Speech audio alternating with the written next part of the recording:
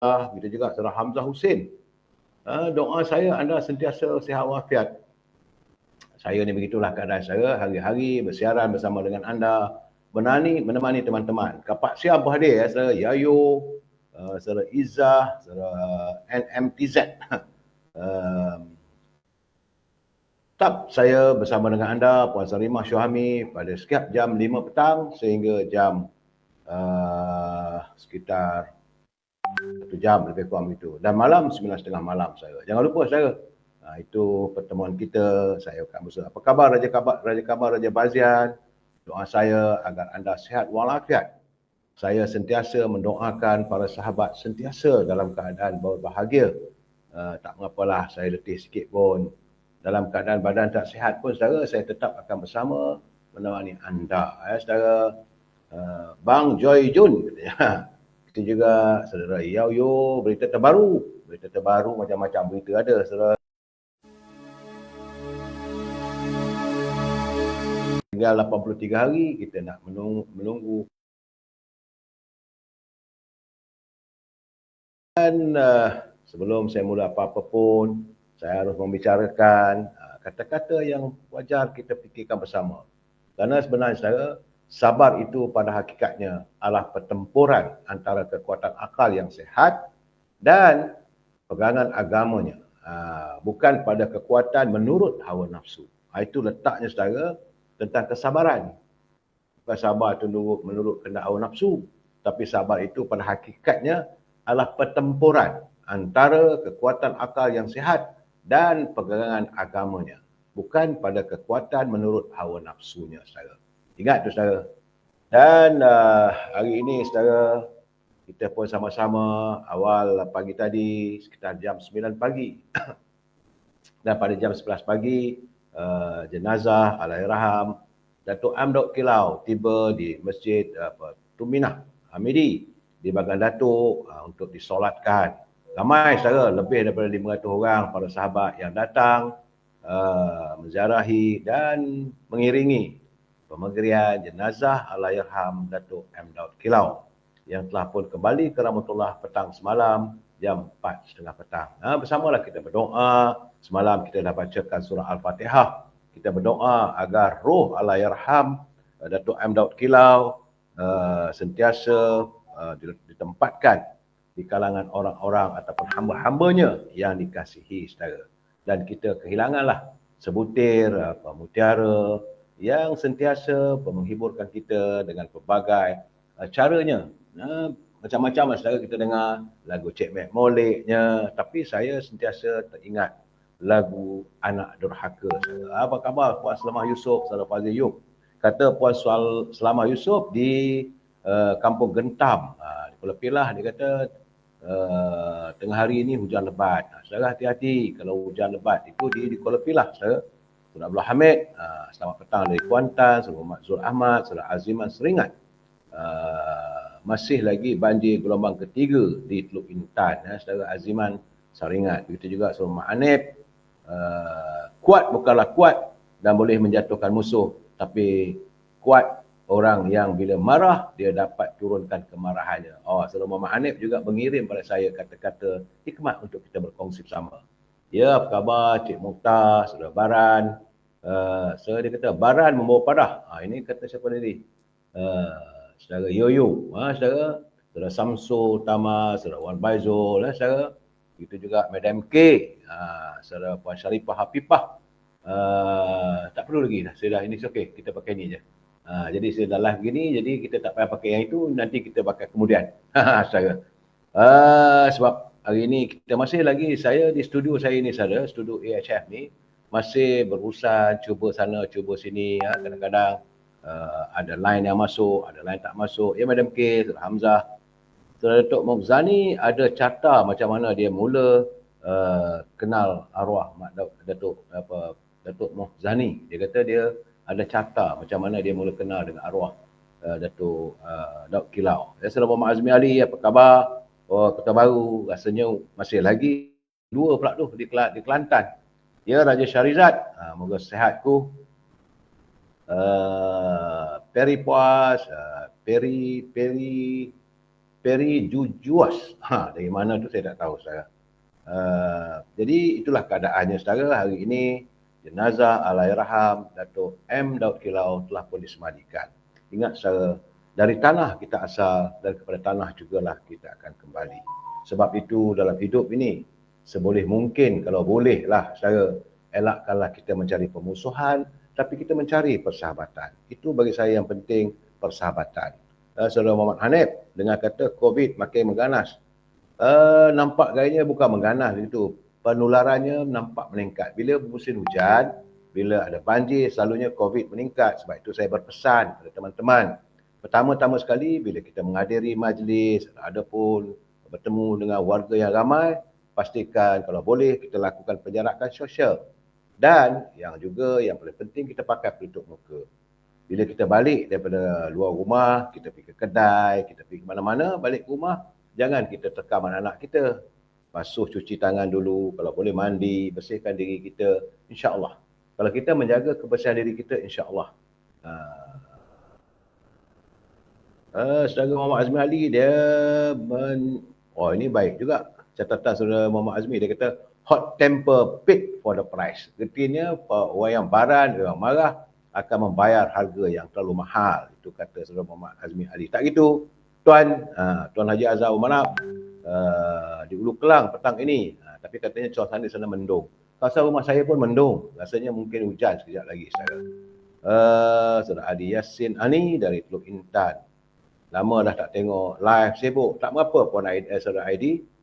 Sibuk laksanakan tugas masing-masing. Bila ada ke lapangan, boleh kita dengar, kita berbicara petang-petang begini. Kakroh Kitchen.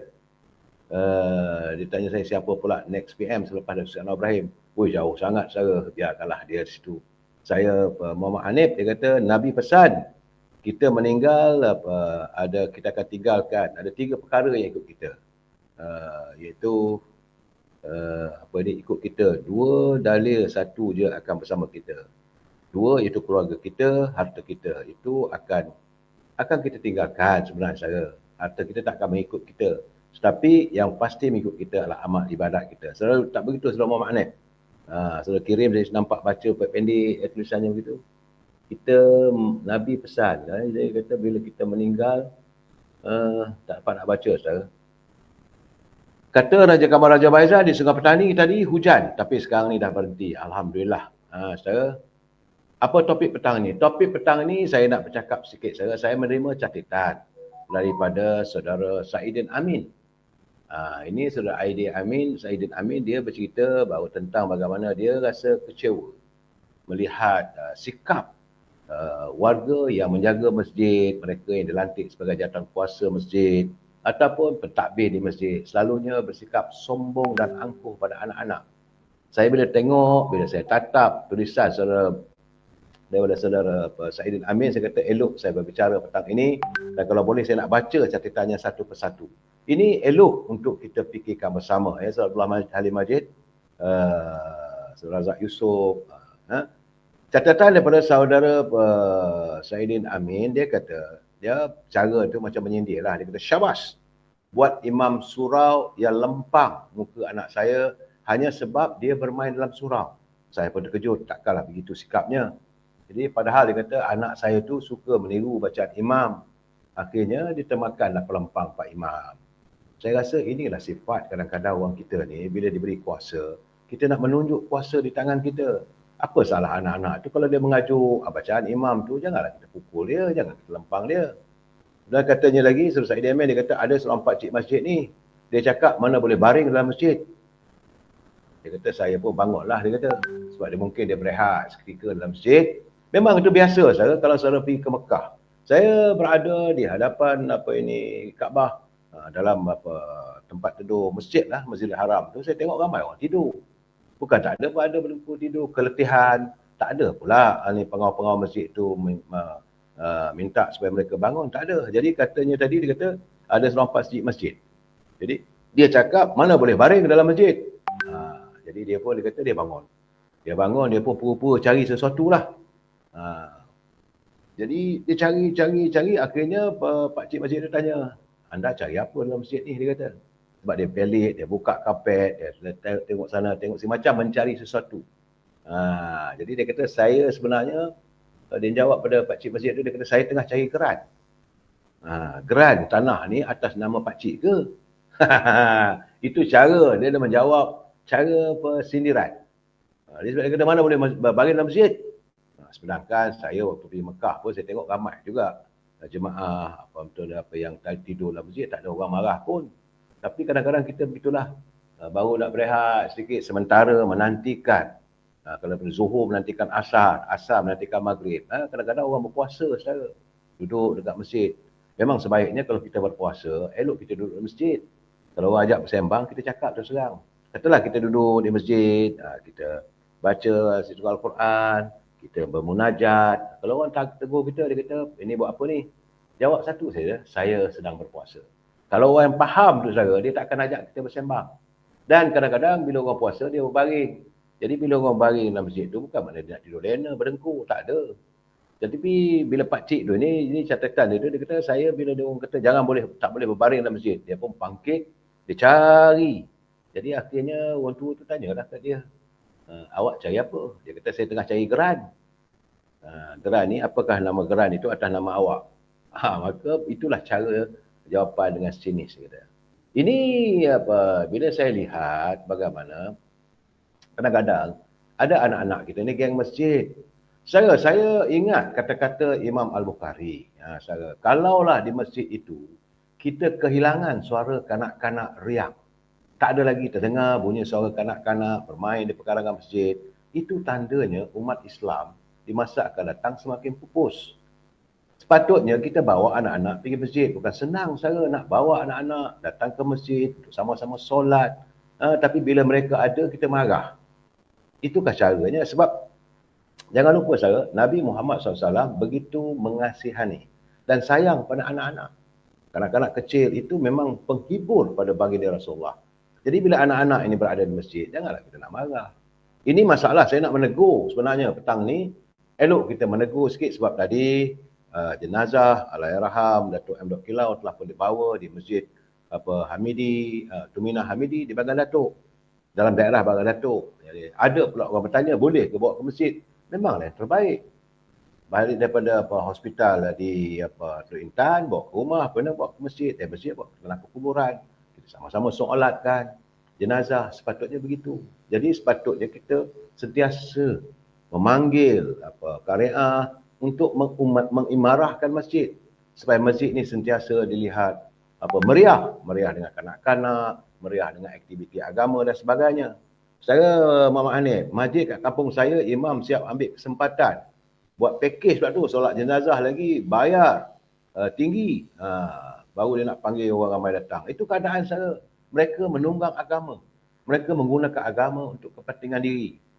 Saudara Abdul Halim Majid, dia kata, waduh, kalau anak saya kena lempang oleh imam, mau saya terajang balik Pak Imam. Itu keadaan saya. Sebenarnya ini catatan daripada saudara Saidin Amin. Dia menzahirkan rasa terkilannya atas sikap Pak Imam. Yang orang yang konon jawatan kuasa masjid, saya memang kadang-kadang orang nak lepak dalam masjid, marah. Asal nak lepak dalam masjid dia, tak boleh, itu tak boleh, ini tak boleh. Malahan kadang-kadang ada anak-anak muda, dia tak bekerja, dia berehat, dia bawa laptop, dia bawa dia punya komputer, buka dekat masjid tu. Itu pun ditegur. Saya merasakan ini sikap yang salah. Ini sifat yang salah. Masjid ini milik orang ramai. Dia sepatutnya, masjid ni hendaklah pintunya sentiasa terbuka, menerima tetamu. Nama lagi rumah Allah, saudara. Siapa kita nak menghalang orang? Siapa kita nak menghalang anak-anak kecil? Biarlah nak main di pekarangan. Asalkan anak-anak ini tidak mengganggu orang tengah solat. Itu pun, saudara Abdullah Majid, dia kata, korang dengar, oh ya, saya silap, saudara. Minta maaf. Sebab saya punya live ni. Okey, apakah suara saya okey, saya? Apakah suara saya boleh didengar?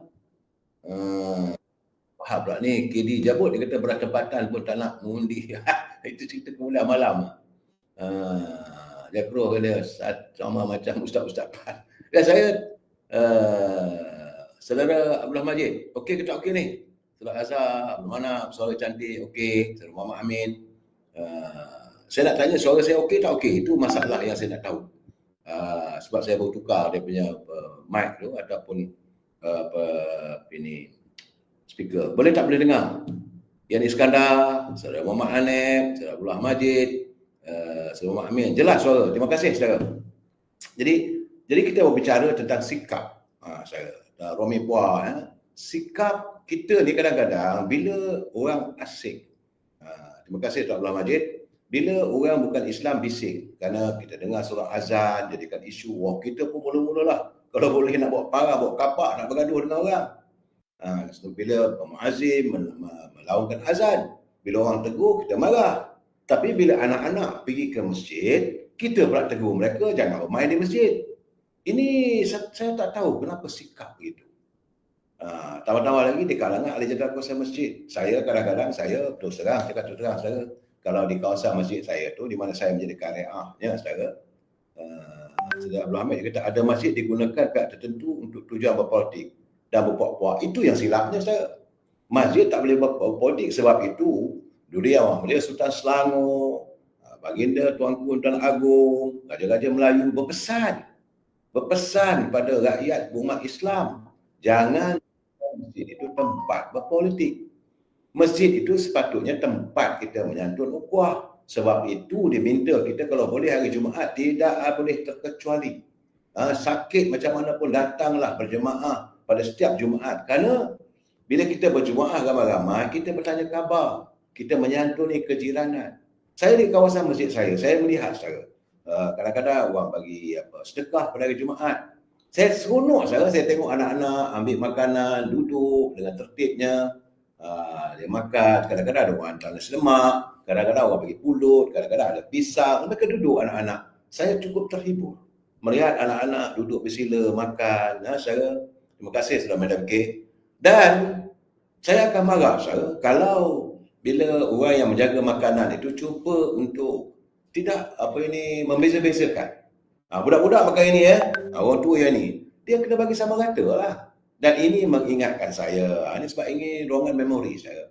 Waktu saya kecil-kecil dulu saya, di kampung saya selalunya ada dibuat kenduri ataupun moreh masjid setahun sekali saya. Itulah setahun sekali, selalunya diadakan pada hari Maulid Rasul, dan orang kampung kutip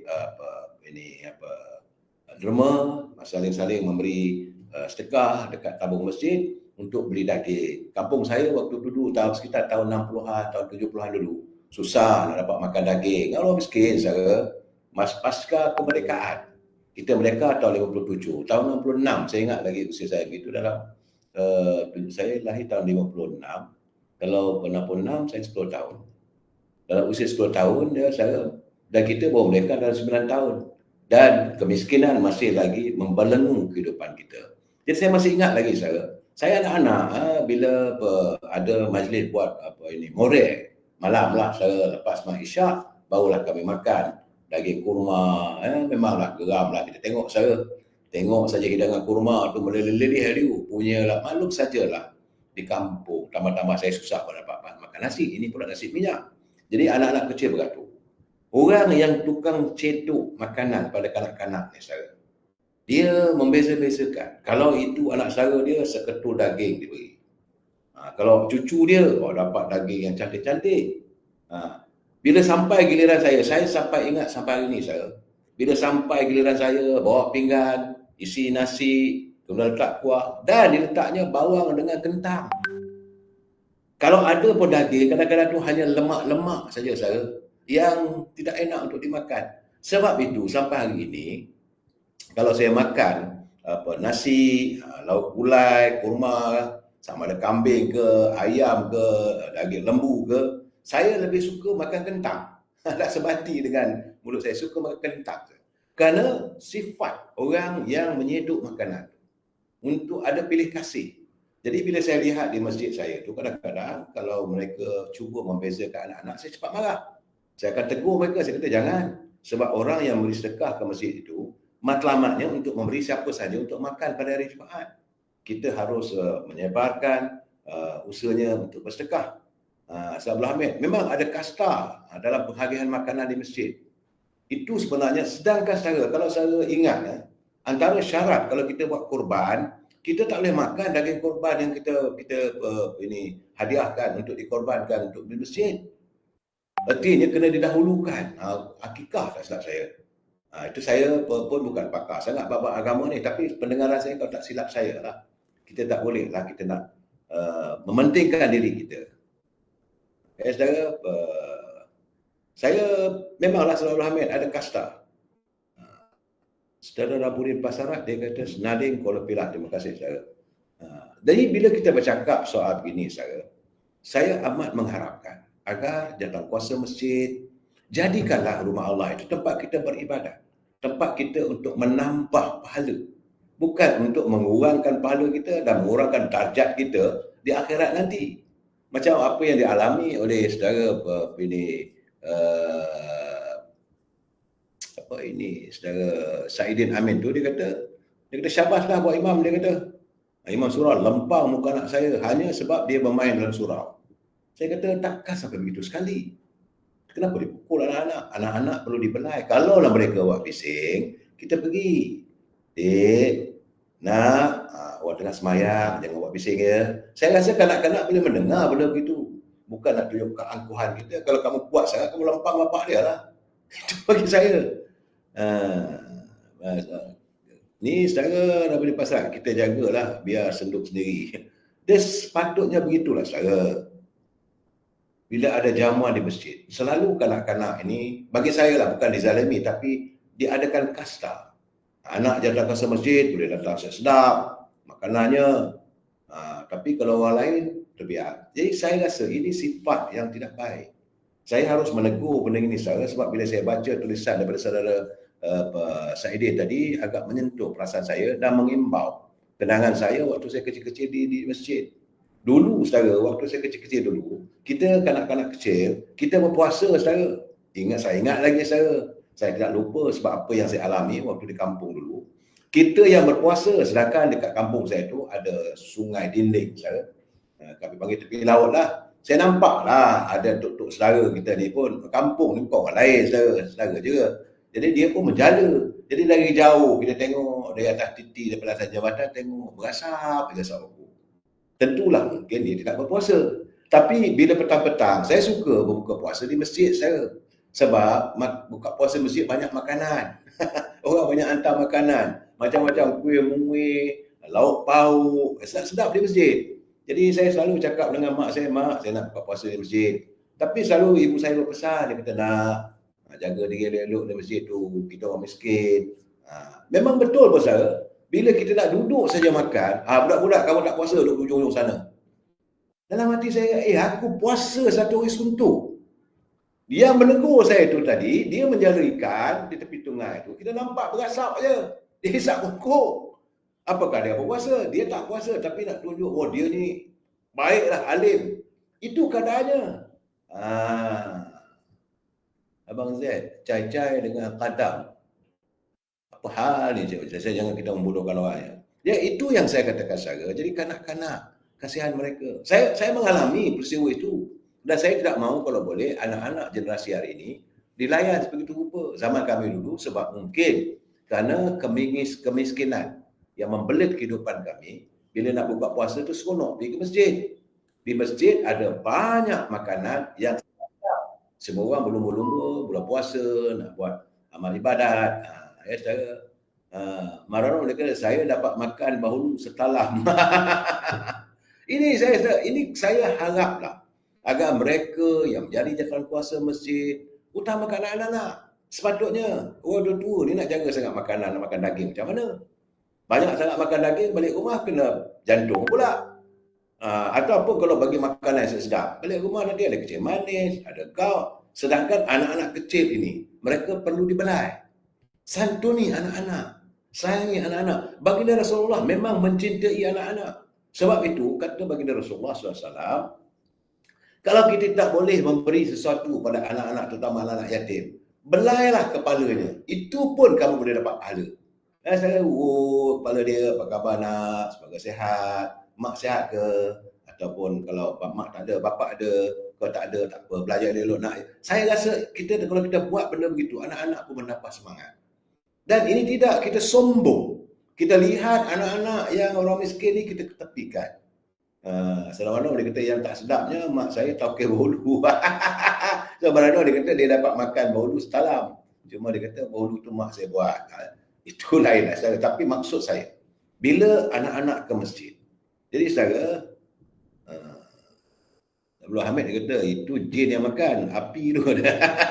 Saya merasakan bahawa masjid bukan tempat kita untuk memperlihatkan keangkuhan. Anda dilantik sebagai jawatankuasa pengurusan masjid, jaga masjid dengan baik dan umarahkan. Cari jalan supaya anak-anak suka dan sayang untuk berada di masjid. Bukan kita mengusir mereka dari masjid. Itu perbuatan yang salah. Saya sebab berkali-kali lah jawatankuasa masjid kata, marilah, dia kata, you duduk sekali. Saya kata tak boleh. Sebab saya nanti duduk dalam jawatankuasa, nanti ada yang tak betul, saya tegur, orang tak suka. Saya kata. Itu yang perlu saya jelaskan bila saya nampak. Anak-anak ni saudara, bila kena ingat satu saja, kanak-kanak kecil ni, dia bangun saja dari tidur, dia tak ada fikir lain saja. Kanak-kanak kecil, dia bangun dari tidur, dalam fikirannya dua. Satu, dia nak makan. Kalau tak ada makan, dia menangis, dia merengek. Kalau mak dia bekerja, bapa dia bekerja, dia bangun saja dia cari kalau ada apa di bawah tudung saji atas meja. Ataupun dekat bilik hidangan. Dia akan cari apa makanan satu. Yang kedua, dia akan fikir nak bermain. Itu saja kanak-kanak saya. Dia tak fikir macam kita ni, macam mana nak cari rezeki, nak buat itu, nak. Tidak, anak-anak dia bangun tidur, nak makan, nak main. Dia datang ke masjid, dia nak bermain dengan kawan-kawan. Yang kita nak tunjuk kita ni hebat, sampai sanggup melempang budak-budak ni, apa hal? Who are you? Ini rumah Allah. Kamu membuat satu perkara yang dimurkai oleh baginda Rasulullah SAW. Sebab baginda mengatakan santuni anak-anak. Itu keadaan. Saudara Mak Zin Ahmad dia kata lain kali kalau nampak orang yang mancing kat sungai tu lastik je dia. Saudara Mak Zin Ahmad. Saya tu dulu masa saya kecil, sekarang dah meninggal mereka tu saudara. Cuma saya nak menceritakan. Memanglah kadang-kadang terasa hati juga. Saya kata orang tua ni dia mancing nanti kalau dia ukur lastik je lah. Saudara Mak Zin. Waktu kecil kita saudara. Tapi itulah gambarannya. Kanak-kanak selalu disisihkan. Bila makanan terhidang di masjid, selalu mereka meletakkan kanak-kanak itu jauh daripada orang tua. Apakah hina mereka? Sepatutnya mereka yang berpuasa itu lebih kita galakkan, kita belai mereka supaya mereka lebih kuat lagi semangatnya untuk berpuasa. Bukan kita mengusir. Kadang-kadang kanak-kanak saya, datang buat puasa kat masjid pun kena halau. Itu akhirnya siapa yang buat dosa. Jadi artinya anda menimba dosa yang bukan-bukan. Dapat dosa percuma saja saudara. Terima kasih Saudara Pak Mat mengantar sekuntum sekeping hati untuk saya. Saudara Abu Bakar, saudara Abu Pasarat. Jadi sebab itu yang menjadikan kanak-kanak apabila besar mereka hilang hormat kepada orang lebih tua. Benar Saudara Abu Pasarat. Apabila mereka yang dewasa, yang menjadi jawatankuasa masjid, membuatkan kasta di masjid, akhirnya kanak-kanak ini membesar saudara. Bila mereka membesar, mereka hilang rasa hormat dan kasih sayang pada orang tua. Dan yang paling bahayanya mereka semakin jauh dengan masjid. Kita muazzin mengazankan, memuji kebesaran Allah, datanglah untuk kita menjadi orang yang maju. Tapi dengar begitu sajalah sebab dia akan teringat, dia jadi fobia untuk berada di masjid. Jadi saya amat mengharapkan, saya Abdullah Majid dia kata itu zaman dulu-dulu je. Saya melihat sekarang ni bukan zaman dulu, kalau tidak takkan saudara ini Saidin tulis, dia kata syabas buat imam surau yang lempang muka anak saya hanya sebab dia bermain dalam surau. Artinya ini bukan dulu, ini baru berlaku di saya. Saudara Abdullah Majid, itu zaman dulu, itu dulu apabila mereka menyisihkan kanak-kanak. Tapi yang ini yang terbaru ni, saya boleh dapat. Dan saya melihat bahawa ini situasi ini tidak seharusnya diizinkan untuk berterusan. Sebab kanak-kanak ini perlu dibelai. Dan saya melihat sekarang ni, sepatutnya saudara, macam dia ada pengurusan surau, surau di mana tu? Dia teringat masa dulu sekolah rendah dulu, kita tak kali solat Jumaat, dia kata selalunya kanak-kanak akan bersolat, dia kata, tapi ada surau, dia kata surau di mana? Di Sungai Petani. iaitu Surau Pengurusan Murtada Dakwah Center, MAD, Madat, di Sungai Petani, Kedah. Diusahakan seorang sahabatnya, almarhum Ustaz Murtaza Yusof. Tapi sekarang ni surau itu diteruskan oleh adiknya, Ustaz Muhammad Yaakob Yusra. Dan mereka menjalankan aktiviti untuk menggalakkan anak-anak. Hari Jumaat, mereka datang semayang semua, dapat pula wang, dapat RM5. Supaya dengan, bukanlah dia nak membeli jiwa anak-anak, tidak, tapi sebagai galakan. Saya pun kadang-kadang saya dekat surau di dekat masjid saya tu ada peti yang menjual minuman. Sekarang ni semuanya secara minuman pun boleh beli, letak RM1, boleh keluar secara milik masjid. Kadang saya tengok anak-anak kecil tu terkial-kial, saya tanya, "Dek nak apa?" "Nak minum ini pakcik." Lepas dia kata yang sekarang ni mesin kita duit tak cukup. Saya dengan pantas ambil duit masuk bagi dia. Dan saya rasa besar hati, seronok saya melihat anak ini matanya yang berkaca, yang begitu bersinar-sinar seronok. Begitu juga kadang-kadang bila orang masjid lalu, orang jual aiskrim. Saya lebih suka bagi beli aiskrim tu anak-anak kita. Saya bahagia melihat kanak-kanak bahagia. Tapi hairan saya kenapa jawatankuasa masjid boleh bersikap begitu. Masjid ini tempat untuk mencari amal ibadat saya. Bukan senang untuk kita mengumpul pahala saya. Dan pahala yang ada depan mata kita kesepikan. Astaghfirullahaladzim. Sayangnya. Kenapa tidak kita lain kali bila rasa nak pergi solat Jumaat ataupun solat Maghrib, saudara nak pergi ke masjid, kita bawa lah duit RM5. Kalau lalu orang jual aiskrim, ada anak-anak kecil, kita pimpin anak itu. Beri mereka aiskrim. Saya itu secara menghiburkan. Jadi kanak-kanak akan teringat. Dan paling penting saya melihat juga, bukan saya tak lihat, saya melihat juga bila hari Jumaat selalunya anak kecil dalam usia mungkin dalam 7 tahun, 8 tahun, dia bawa tong, bawa uncak. Dia tolong mengutip derma ataupun orang nak masuk untuk derma masjid. Lepas saja azan selalu dia akan jalan lepas satu row. Kadang-kadang anak-anak ni tak tahu, terlupa bahawa ada orang tengah semayang. Jangan tolak dia. Jangan tunjuk kita garang, bagi tahu orang tengah semayang dia. Jadi anak-anak ni pun tahu, dia akan pusing dari belakang. Dan apalah salahnya saudara bila anda masukkan wang RM10 ke, RM5 ke, RM3 ke, RM2 ke, atau RM1 ke, saudara masuk dalam uncang tu, apalah salahnya ambil RM1 daripada poket kita, masuk dalam poket anak kita sebagai galakan dia. Ini tidak kita berdoa pada Tuhan, ya Allah ya Tuhanku, berikanlah aku kekayaan, minta kaya, tapi kita seolah bergurau dengan Tuhan. Dalam masjid kalau masukkan duit RM1, kadang-kadang dulu dalam ting tu silin melentang ting. Saya bukan nak menghina yang tidak cukup wang, saya kata, tapi bagi orang yang ada wang, apa salahnya? Anak-anak kecil lalu itu masukkan juga dalam saku dia. Tujuannya saudara supaya menggalakkan dia untuk sentiasa berlapang dada dan sentiasa bekerja, dan dia akan menanti hadirnya hari Jumaat. Saya berkeyakinan anak-anak kecil yang bawa uncang lalu depan kita, jangan kita marah dia, jangan kita cemburu dengan dia. Jangan pula di hati kita mengira, berapa banyak dapat tu, banyak tu, RM30, RM40 dalam poket dia tu. Itu rezeki dia lah. Saya pun tak tahulah. Saya jurang Gembira itu ada pula game bungkus lauk makan kat masjid. Itu satu hal lagi. Muhammad Zain Ahmad, dia kata masa jadi AJK masjid dulu kami sediakan bilik khas dan sediakan permainan, TV serta lantik petugas khas untuk pantau anak kecil. Itu yang terbaik saudara. Kadang-kadang ada ibu bapa dia tak ada pengasuh. Bila dia nak datang ke masjid, nak bersemayam, nak solat berjemaah, kadang-kadang nak dengar tazkirah lepas Jumaat, lepas Maghrib sampai Isyak tu, dia bawa anak-anak dia.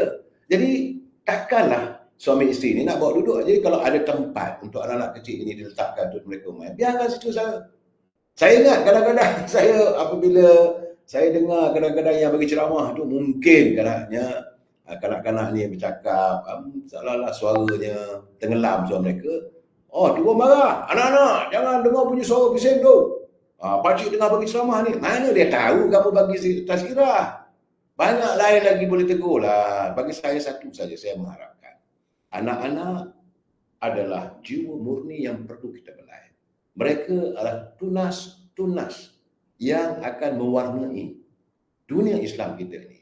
Jangan kita singkirkan mereka dari masjid. Jangan jadikan diri kita penghalang untuk mereka sentiasa berada di masjid saya. Ayah saya dulu zaman ayah saya sukarela, sekarang dah ada gaji jawatan, dah jadi rebutan. Itu yang macam-macam. Baik Maiden. Baik, betul.